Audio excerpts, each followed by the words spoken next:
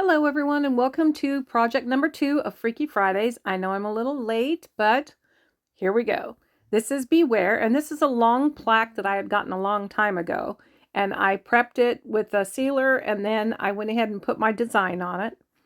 And then the next thing I did was I taped off the outside. I'm going to be painting the outside portion of this, so I taped off the frame on the inside so that I could stay in the lines and be a little bit more precise with my outside edges. And then I'm just painting it with Spiced Pumpkin. Nothing picky here. You just want to go and fill it all in where you around the edges and around the top and bottom, and kind of go with the grain of the wood. You will have to do another coat on this because the spiced orange can be, or spiced pumpkin can be a little bit transparent. And after that's dry, you can peel that tape off and then tape off your, got to let it dry really good though, and then tape off your outside, or the outside edges around the framed part on the inside. And that way you can start painting the purple cow for the background of behind the haunted house. And that purple cow, you just put it on, and you will do another coat of the purple cow as well. Next, I'm going to fill in this moon with Snow White and let it dry because I want the moon to be pretty bright. And then I'm going to come back, once that's dry, I come back with lemon yellow. And I'm just using an angle brush here. And I'm going to coat it with lemon yellow and then let that dry.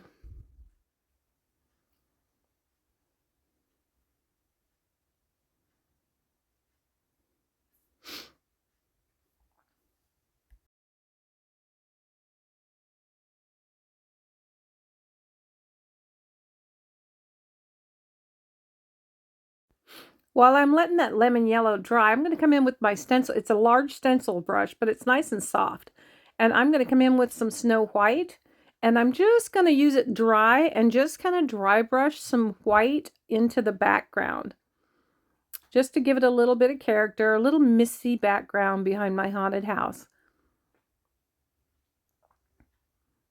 And just kind of dry brush it on. You don't have to have big areas, just here and there. I also did it along the bottom because I want it to look like there's mist on the ground.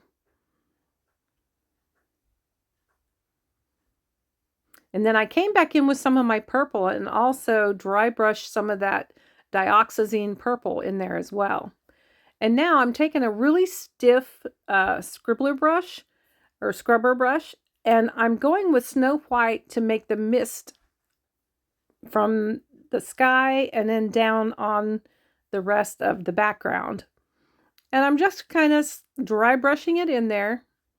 Notice I'm going the opposite direction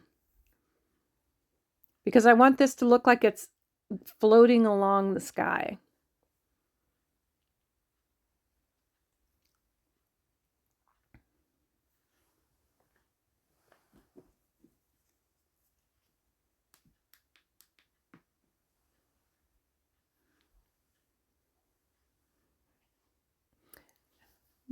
Now, while we're letting that dry, I'm just taking my Canyon Orange and I'm going around the edges of my framed part for the inside, the outside edges of it. And then I'm also going to go around the outside of the plaque with that Canyon Orange.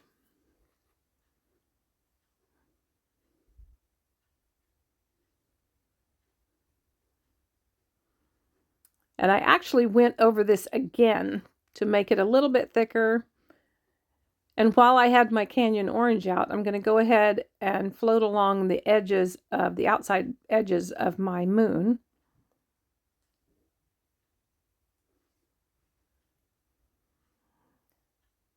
I'm using dioxazine purple to shade around my house. And this is just a float all the way around. I ended up going over this too in a lot of places just because I wanted it a little bit darker. This lightened up on me, and I wanted it a little bit darker around that haunted house.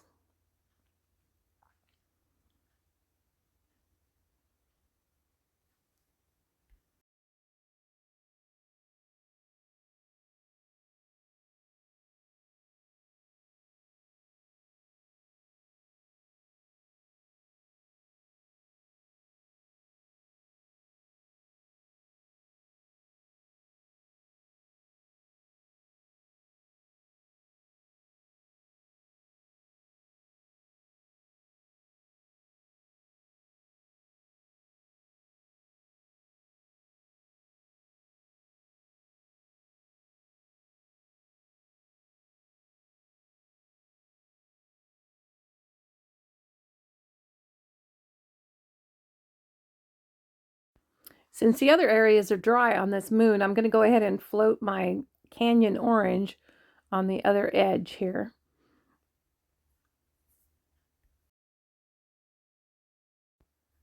I'm going to use zinc for the haunted house. And this goes on kind of transparent to begin with, so I went ahead over all of my lines because I could see the windows through the zinc that I was putting on there. So once it dried, I was actually able to go back with my pencil and draw those lines in for the windows just so I could see them a little bit better.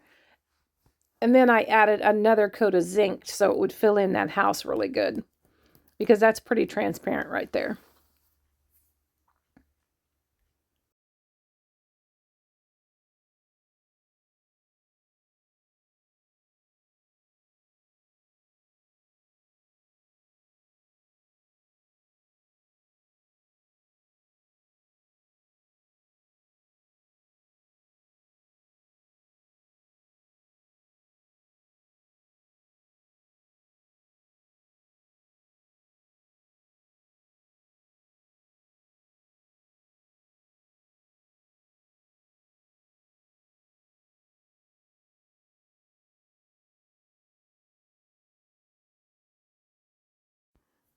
Here's where I'm going back in with my pencil and I'm just putting in my windows here, just so I can see them a little bit better.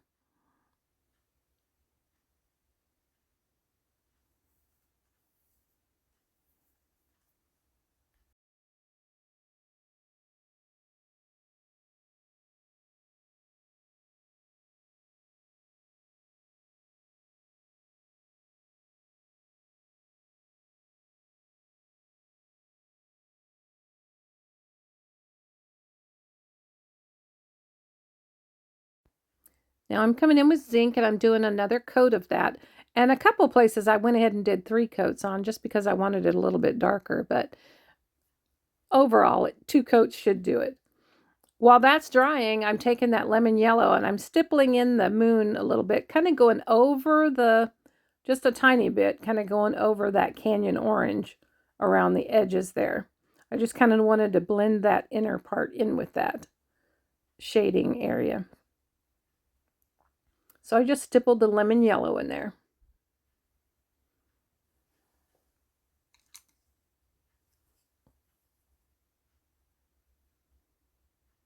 And that brush I was using to stipple with was a number 6 Scumbler from Lau Cornell, in case you were wondering. Now we're just going to take some lamp black and we're going to base in the bat.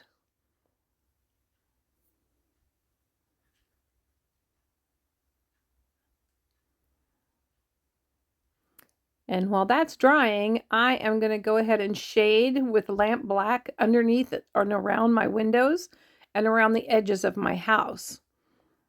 Just lightly. Lamp black is fairly dark, so I mean, you don't need a whole lot. My brush is pretty watered down here.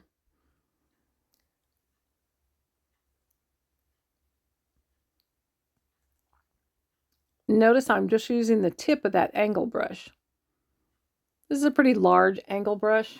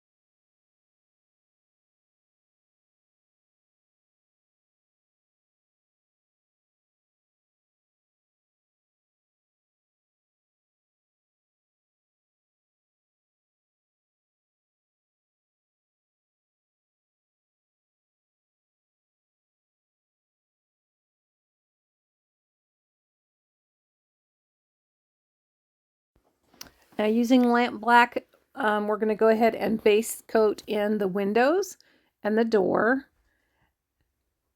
And you can see that zinc is still a little bit transparent, but it's not going to matter because we still have more to do on this house and you won't even notice. In fact, it kind of adds a cool touch to it. I switched to a really small angle brush here and it actually fit the windows almost perfectly. And I do have the brushes that I use listed in your pattern.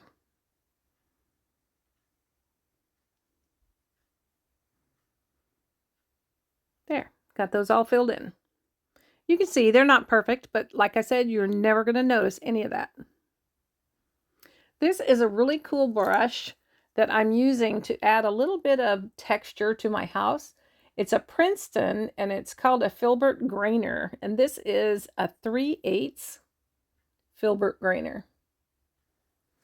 And you use these dry. You don't get them wet.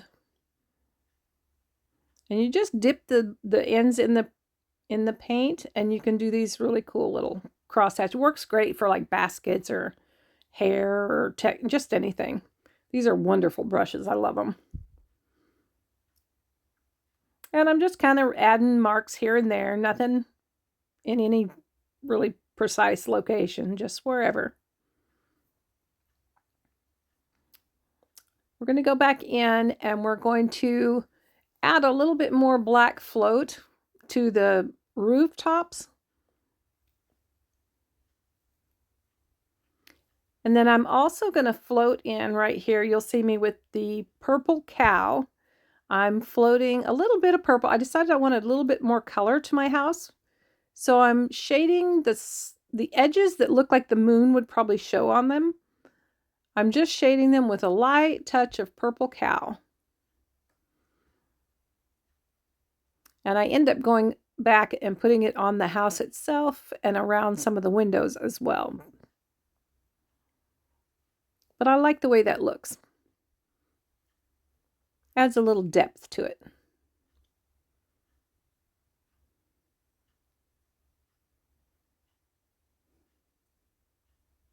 And again, I'm just using the very tip of my angle brush.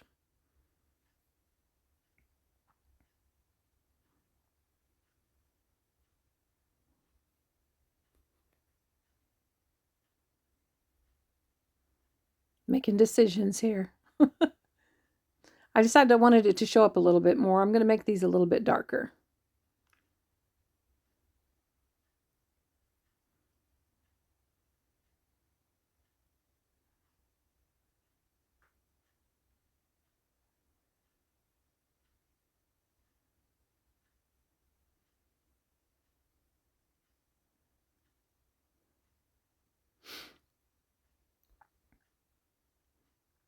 I decided to go along the edges with the purple cow of the windows, just to add a little bit more color to them as well.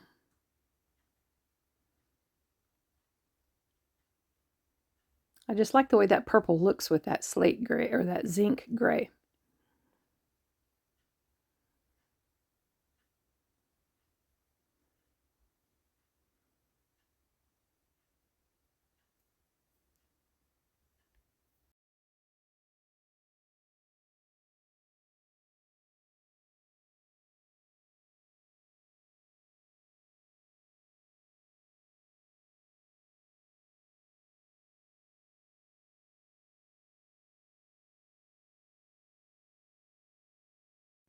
Once that purple cow is dry, I come back in with Snow White and I'm just floating around the inside of my windows. The purple cow was on the outside of the windows. The Snow White is going to be on the inside of the windows and mainly along that same side where the moon would show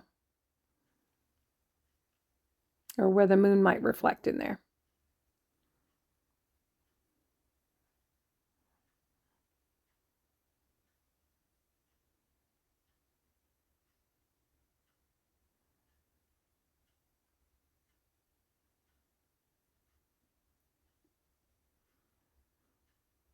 And just start out really light with your Snow White.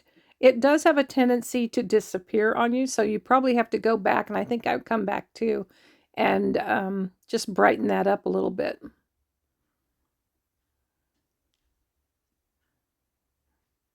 I'm going to outline or float around the top edges of my bat with Snow White very lightly. You can see there's quite a bit of water on my brush.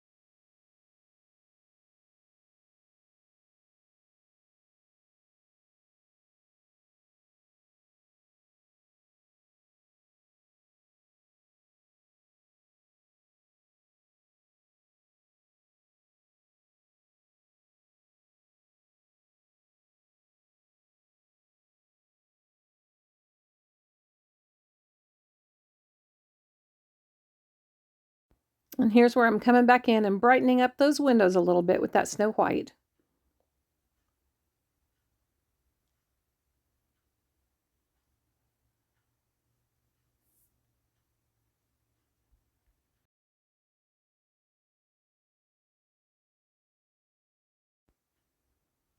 I decided to fill my chimney in with gray sky. It's not a very big chimney, it's just a little funky little chimney there.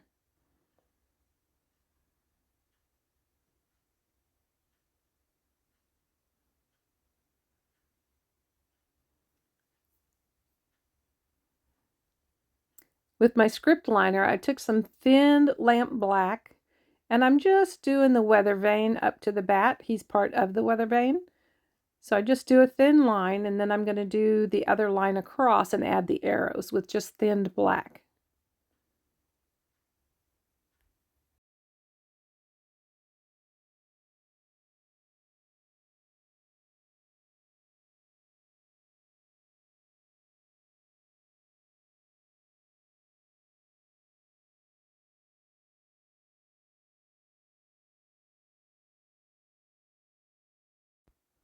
I'm actually using a number 2 midliner from, I think it's from Princeton paintbrushes. Nope, it was the Artist Club.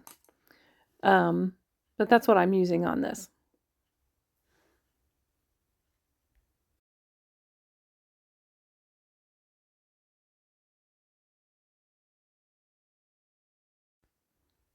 I still want my roofs to stand out a little bit, so I'm taking some lamp black and going along the edges of my roof on all the little turrets and building there.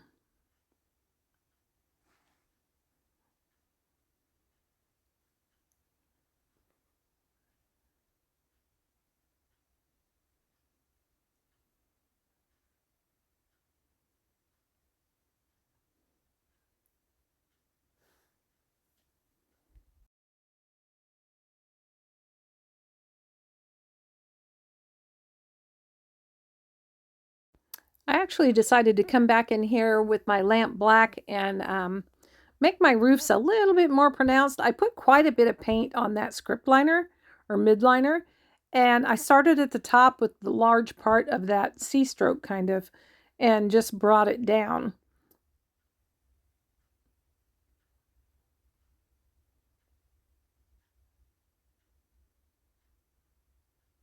Just wanted those a little bit thicker.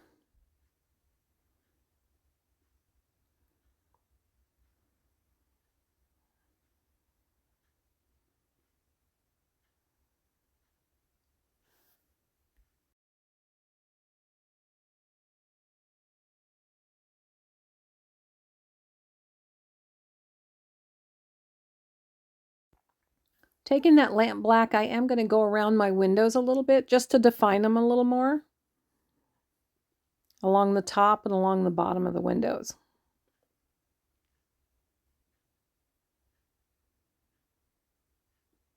Just makes them stand out a little bit more from the house.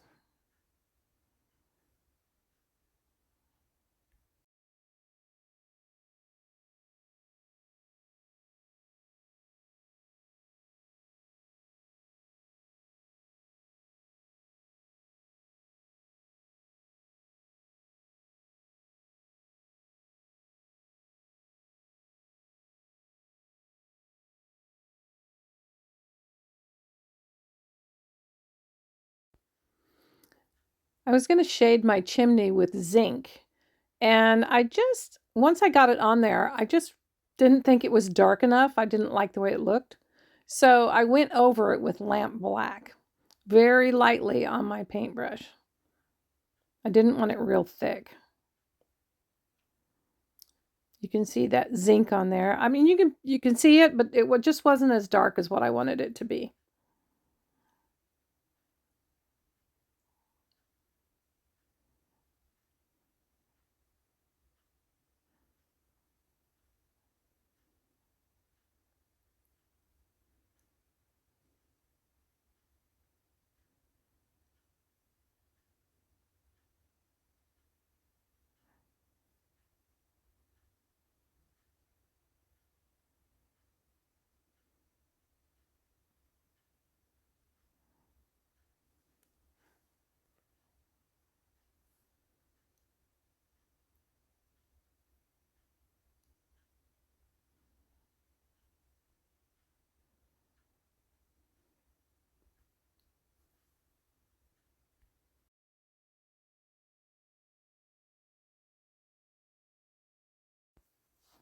I'm adding a few little real thin lines with the lamp black on my chimney just to give it a little bit of texture look, but I do come back and darken those up.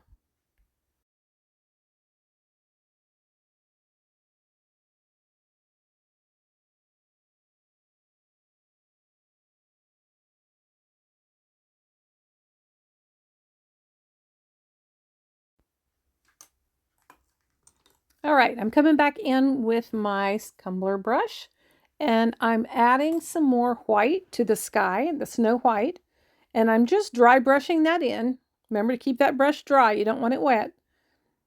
And I'm just kind of adding it in. I want it to look really misty. And I'm going across the lines, even into the orange. I just like the way that looks.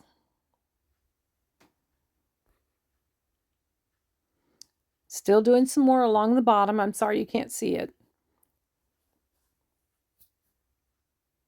There we go. But I do come in here and I want that misty look behind the house.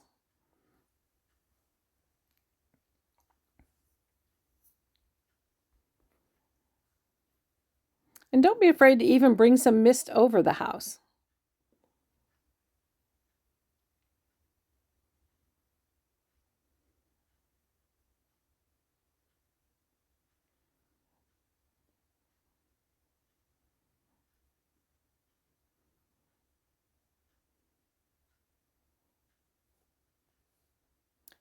Where I live here in the Pacific Northwest, we get a lot of that mist that rolls in at night. And it always reminds me of Halloween. You can just see it rolling in from the valley below. So cool.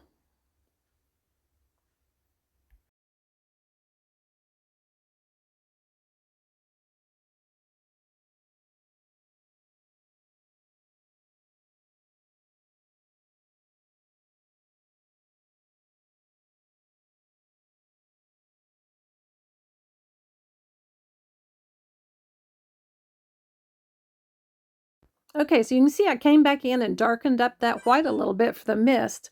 And if you look at it closer here, you can see it's not perfect. It's just washed on or dry brushed on there, just really light, and it just looks great.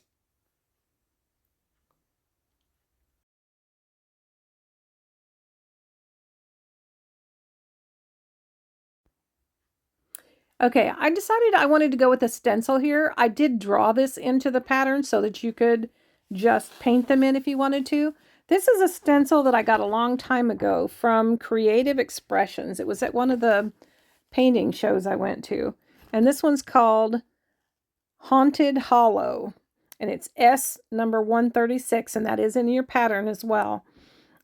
But I just really love these bats. And I thought, I'm just going to go a little bat crazy here. And we're going to stencil a bunch of bats on here.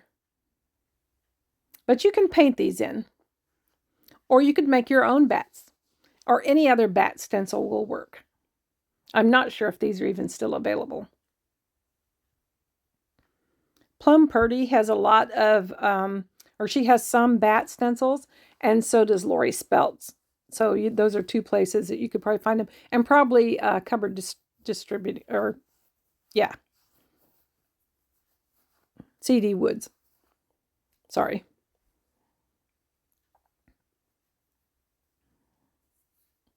So I'm just going a little crazy here. And when you stencil, make sure your brush is dry and tap off a lot of that paint so you're using a pretty dry brush.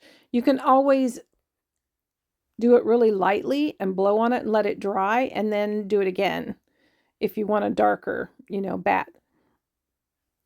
Mine happened to come out pretty good the first time. I didn't have to go over them again.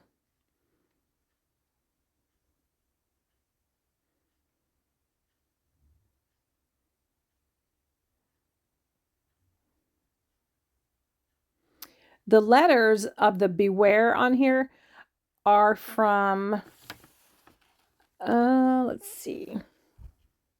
I think it's a Lori Spelt stencil. It's BCS 257. And what I did was I just picked out the letters that I wanted and placed them where I wanted them. It wasn't really the whole word wasn't one of them on there. I just picked out the letters to use. And just kind of tape them off in between, and you'll get a nice fine look. And they're not straight. They're just kind of up and down. Now I took my liner brush, or the mid liner, and I'm using some thin lamp black, excuse me, lamp black, and I'm just putting in some little fence posts down here. And they're squiggly. They are not straight.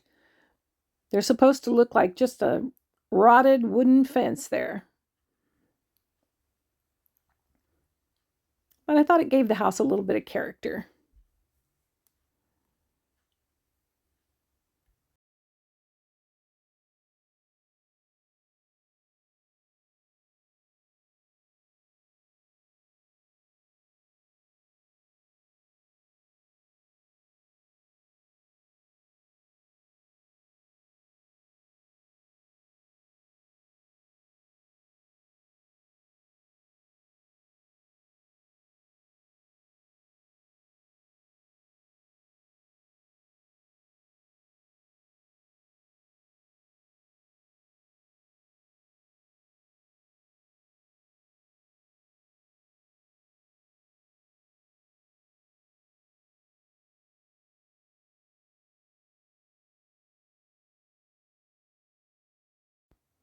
And here's just kind of a close-up look at those so you can see what they look like. They're just squiggly lines. Once those were dry, I came back in with some Snow White on my liner brush, and I'm just adding a little bit of highlight to those fence posts to make them stand out.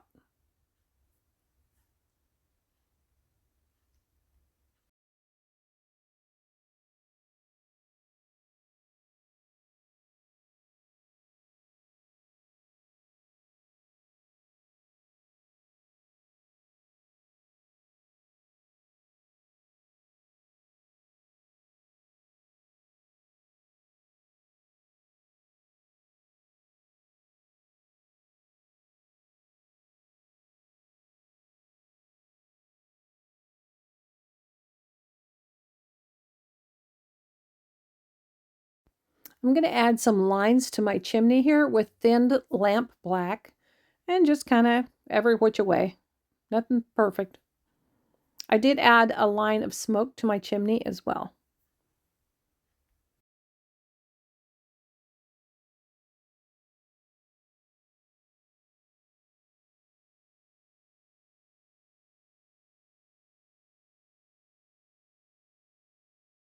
I got a little black on my orange here from when I was stenciling, so I'm just kind of going over it a little bit with some of that spiced pumpkin.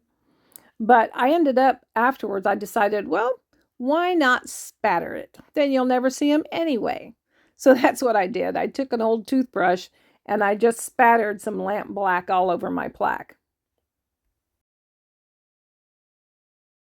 You can see that spattering here. I just did a close up on it for you.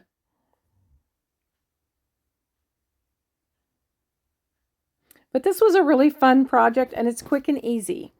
So I hope you have a lot of fun with it. The whole plaque is right here. It looks great. Kind of fun to have on your wall. and I will get the next patterns up as soon as possible for you.